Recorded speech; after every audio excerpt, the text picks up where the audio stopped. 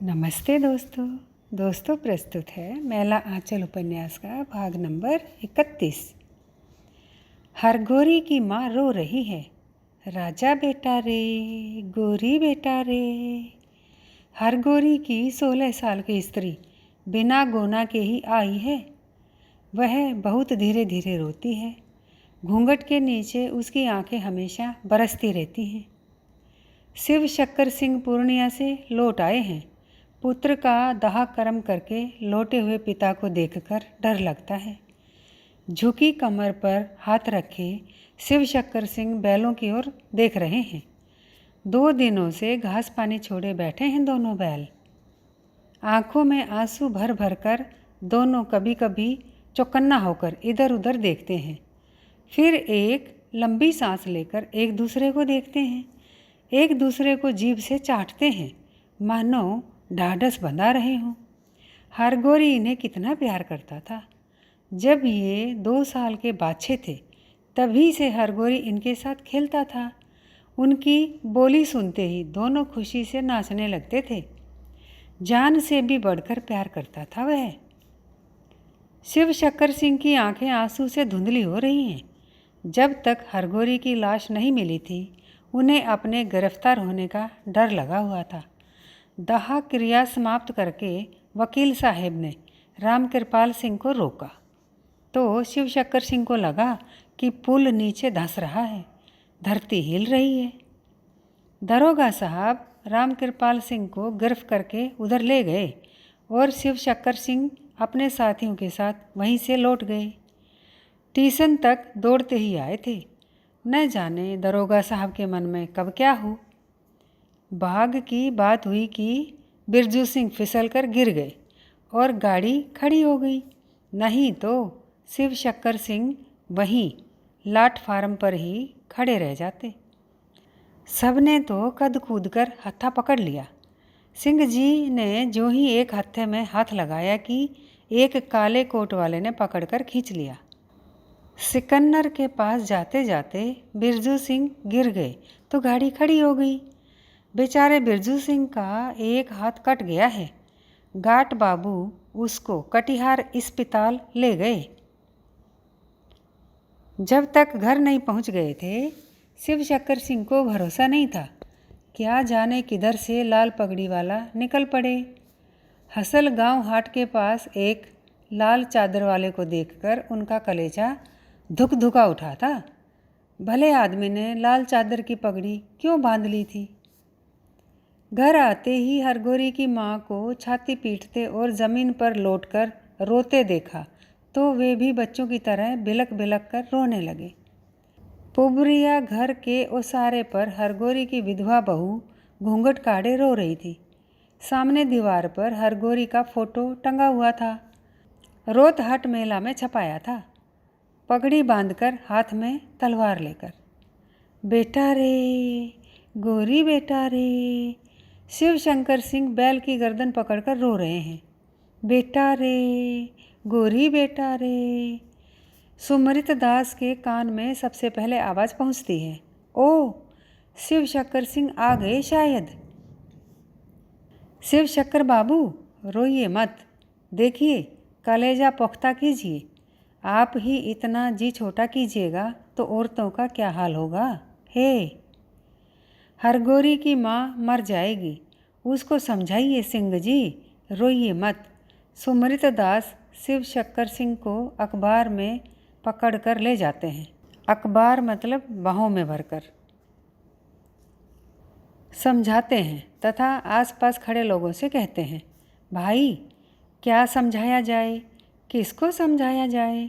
पुत्र शोक से बढ़कर और कोई शोक क्या हो सकता है।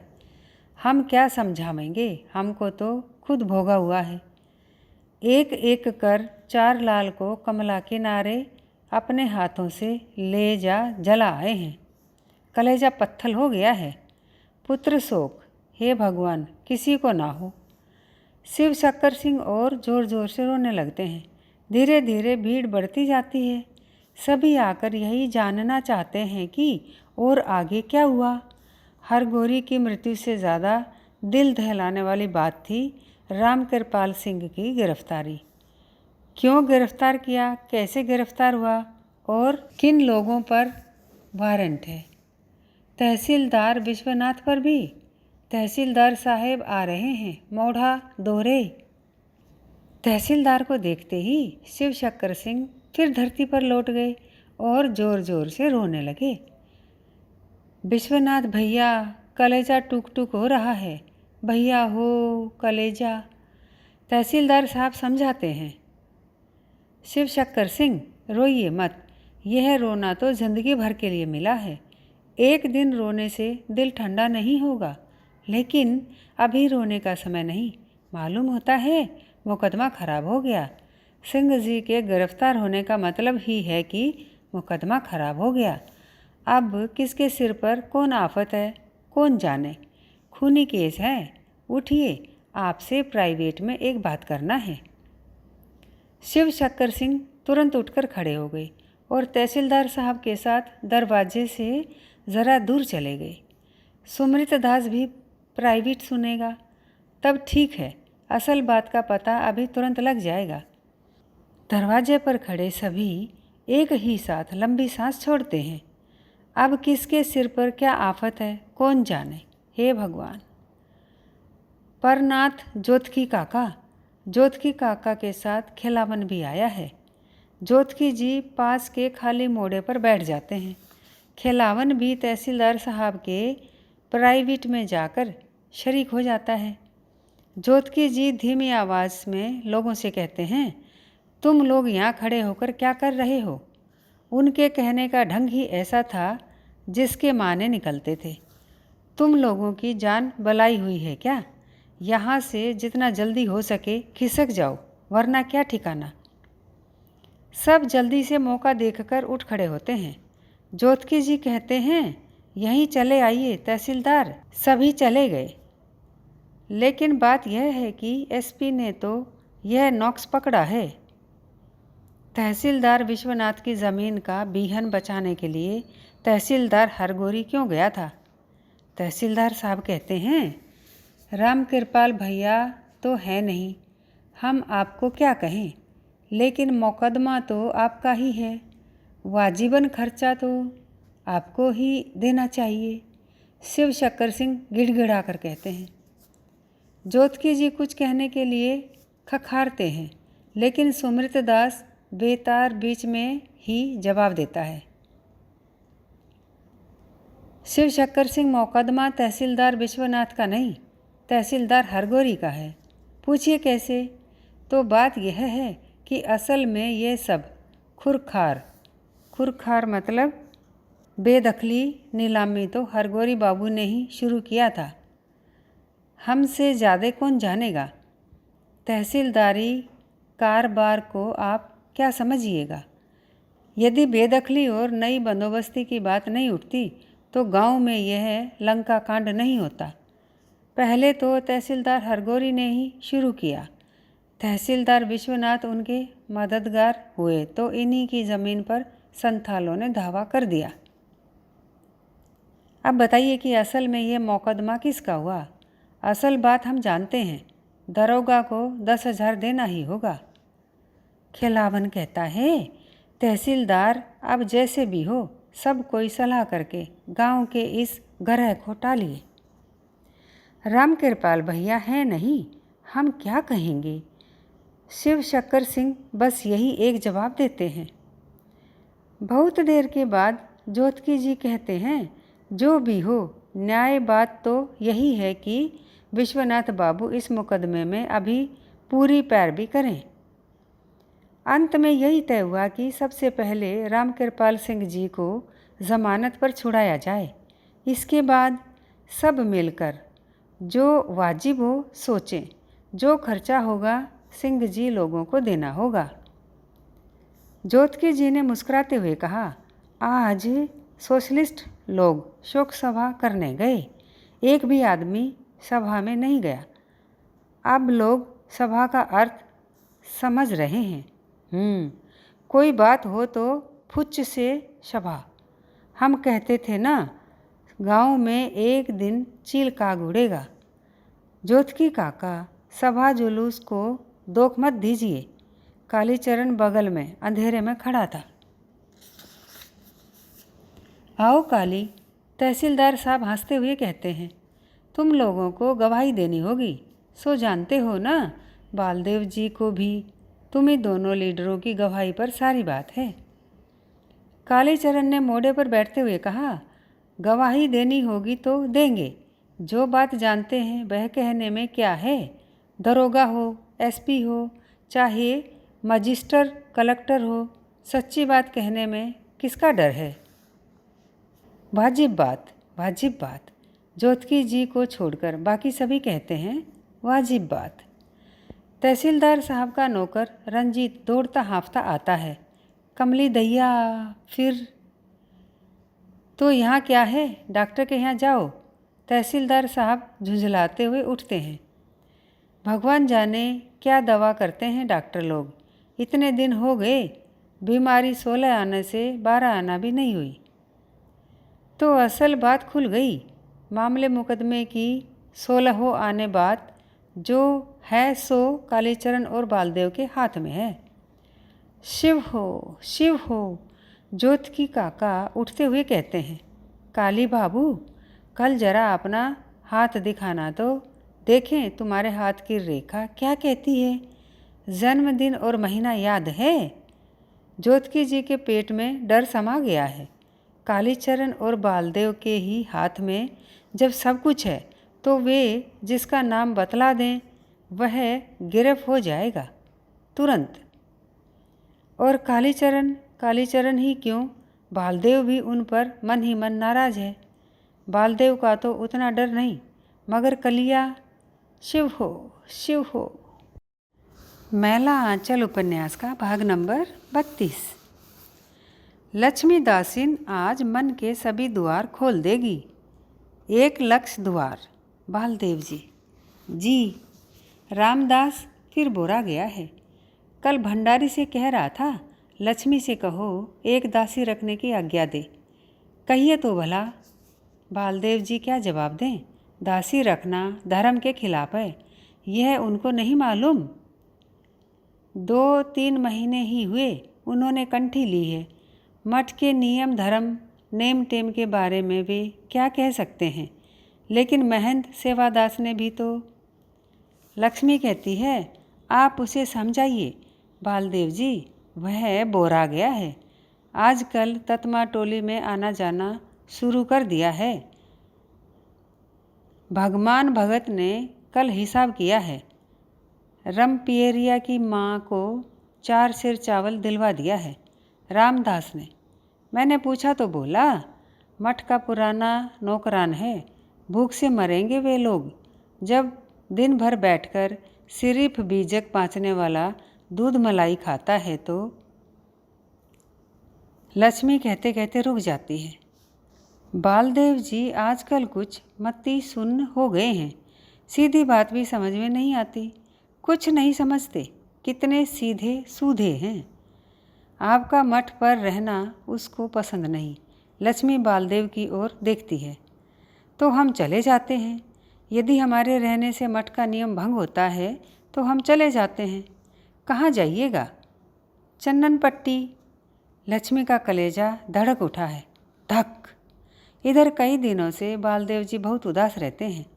खाना पीना भी बहुत कम हो गया है। कहीं घूमने फिरने भी नहीं जाते। आसन पर पड़े बीजक पाठ करते रहते हैं। तहसीलदार साहब कह गए हैं, बालदेव की गवाही पर ही मुकदमे की सारी बात है। बालदेव जी सुनकर बोले, गवाही के लिए हम कटघरा में नहीं चढ़ सकते। महात्मा जी कहीं हैं, झगड़ न जाहू कचरिया, बेईमनमा के ठाठ जहाँ। आज मठ सूना है। आज ही लक्ष्मी सब कुछ कह देगी बालदेव जी से। आप चन्नन पट्टी चले जाइएगा और मैं। आप।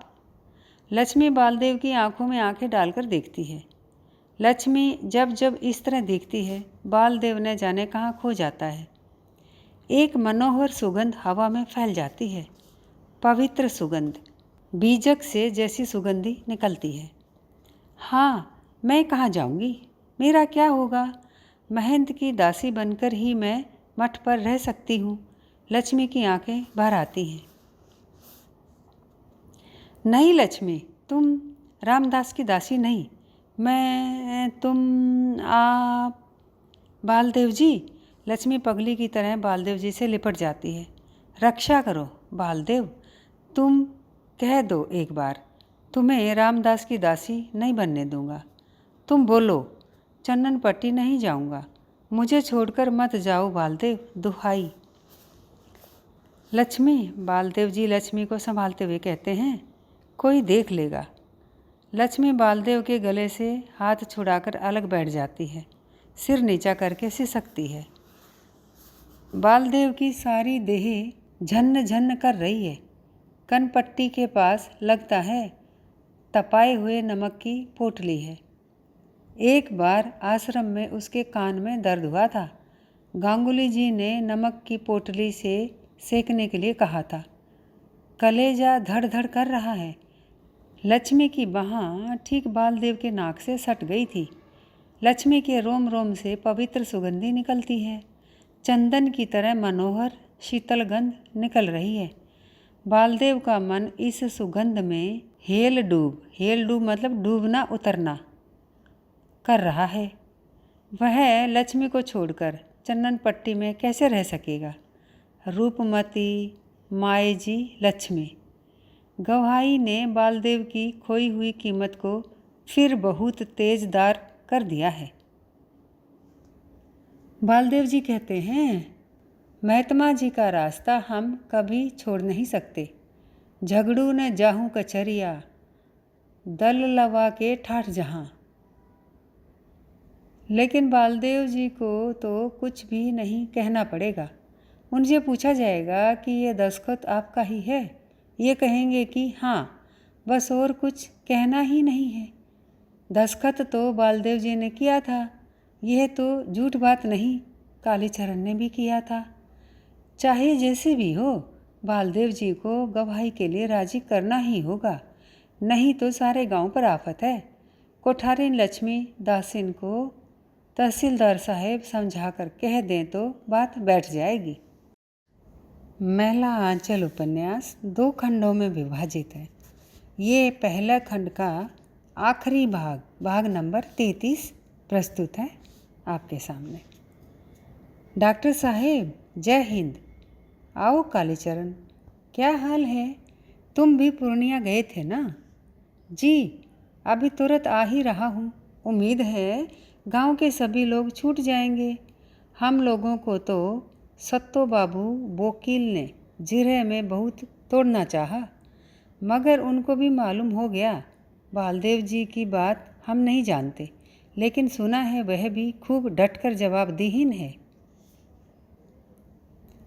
हमसे कहा कि आप पढ़ना लिखना नहीं जानते, आप दस्तखत करना नहीं जानते। मैंने कहा मैं पढ़ना लिखना भी जानता हूँ और दस्तखत करना भी जानता हूँ। दरोगा साहब के सामने भी दस्तखत किया था। आप कहिए तो आपको भी दिखा दूँ। हाकिम ने कहा कि आप अपना दस्तखत चिन्हिए। हमको भी क्या चश्मा की ज़रूरत है, फटाक से चिन्हिए तो दिया। लेकिन जिस कागज़ पर तुम लोगों ने दस्तखत किया था उसमें क्या लिखा हुआ था? डॉक्टर पूछता है। क्या लिखा हुआ था सो तो नहीं पढ़ा। दरोगा साहेब ने तो अंग्रेजी में लिखा था। सरकारी कागज़ पर कोई खिलाफ बात थोड़े लिखेगा। हो, डॉक्टर ठठाकर हंस पड़ता है। और बालदेव जी ने भी वही कहा होगा। हाँ, लेकिन इसमें हंसने की क्या बात है? कालीचरण जरा रूखा होकर कहता है। हाँ भाई, हंसने की बात नहीं, बात रोने की है। कालीचरण, मुझे तो कुछ बोलना नहीं चाहिए, लेकिन मत समझना कि संथालों की ज़मीन छुड़ाकर ही ज़मींदार संतोष कर लेगा। अब गांव के किसानों की बारी आएगी और तुमको तथा बालदेव को ही उन्होंने अपना पहला हथियार बनाकर इस्तेमाल किया है। यह रोने की बात नहीं, डॉक्टर एक ही सांस में सब कह गया। लेकिन आपने भी तो लिख दिया है न कि संथालों की मार को देखकर पता चलता है कि किसी ने अपनी जान बचाने के लिए इन पर हमला किया है। कालीचरण तमतमा गया है। ये किसने कहा तुमसे? डॉक्टर आश्चर्य से मुंह फाड़ते हुए कहता है। ऐसा कहीं लिखा जाता है? मैंने तो सिर्फ जख्म के बारे में लिखा है। संथाल अथवा गैर संथाल मैं नहीं जानता। मैं तो रोग और घाव की जाति के बारे में ही जानता हूँ। डॉक्टर उत्तेजित होकर कहता ही जाता है, काली, तुम लोगों ने अच्छा नहीं किया, लेकिन तुम लोगों को दोष भी तो नहीं दे सकता हूँ। तहसीलदार साहब तो आपको खूब मानते हैं। कालीचरण सीधी बात करना जानता है। कमली दीदी क्या कहना चाहता है? मौसी कहती है, कमली दीदी खूब मानती है। उसकी माँ भी इज्जत खातिर करती है, यही ना? हाँ, कालीचरण को मानो सहारा मिलता है। तो क्या हुआ? तहसीलदार साहब गांव के रईस हैं, मुझसे उम्र में बड़े हैं। कमला की बीमारी के चलते मुझे कुछ ज़्यादा आना जाना पड़ता है। वे मुझे बहुत प्यार करते हैं। मैं भी उन लोगों की इज्जत करता हूँ, लेकिन इसका यह मतलब नहीं कि मैं तहसीलदार साहब के अन्याय का भी समर्थन करूँगा अथवा पक्ष लूँगा। कमला बहुत देर तक मौसी के आंगन में खड़ी होकर सुन रही थी। डॉक्टर की अंतिम बातों को सुनकर उसका कलेजा धक धक करने लगता है। वह अपने को संभाल नहीं सकती है। उस पर घटनाओं की प्रतिक्रिया बड़ी तीव्र गति से होती है। नाटकीय ढंग से वह प्रवेश करती है। इसीलिए आप आजकल मेरे यहाँ नहीं आते। इसीलिए आपने उस दिन कहला भेजा था कि तहसीलदार साहब कमला को पटना ले जाएं, यहाँ इलाज नहीं होगा। क्यों? सभी एक ही साथ चमक उठते हैं। मौसी हंसकर कहती है, तू आज लड़ने के लिए कमर कसकर आई है, पगली, बैठ। डॉक्टर कमला की ओर टकटकी लगाकर देख रहा है। चेहरा लाल हो गया है कमला का, आंखें डबडबाई हुई हैं। गले के पास की रग तीव्र गति से फड़क रही है। डॉक्टर ने बहुत बड़ा अन्याय किया है। रक्त का दबाव बढ़ गया होगा। कमला के होंठ फड़क रहे थे, थरथरा रहे थे। वह रो पड़ती है। मौसी। कमला, डॉक्टर जोर से कहता है, तुमने तो कुछ समझा बुझा नहीं और लगी आकर बरसने। मैं तो कालीचरण को समझा रहा था कि यदि मैं किसी राजनीतिक पार्टी में होता तो ऐसा नहीं करता। डॉक्टर ने वातावरण को हल्का बनाने की पूरी कोशिश की, लेकिन अच्छा होता यदि कमला उससे रूठी रहती। इसी दिन के इंतजार में वह था। आज कमला को पूर्ण स्वस्थ बनाया जा सकता था, लेकिन अब वह चूक गया। अब परिणाम के लिए तैयार रहना है। जब तक डॉक्टर बोलता रहा, कमला चुपचाप सुनती रही। अचानक उसके मुखमंडल पर छाए बादल फट गए। एक हल्की मुस्कुराहट उसके होठों पर धीरे धीरे जगने लगी। नाक के बगल की नीली रेखा धीरे धीरे खिल रही है, मानो कमल की पंखुड़ियाँ धीरे धीरे खुल रही हों। मौसी चुपचाप कभी कमला की ओर कभी डॉक्टर की ओर देखती हैं। उसके होठों पर भी मंद मुस्कुराहट खिंची हुई है।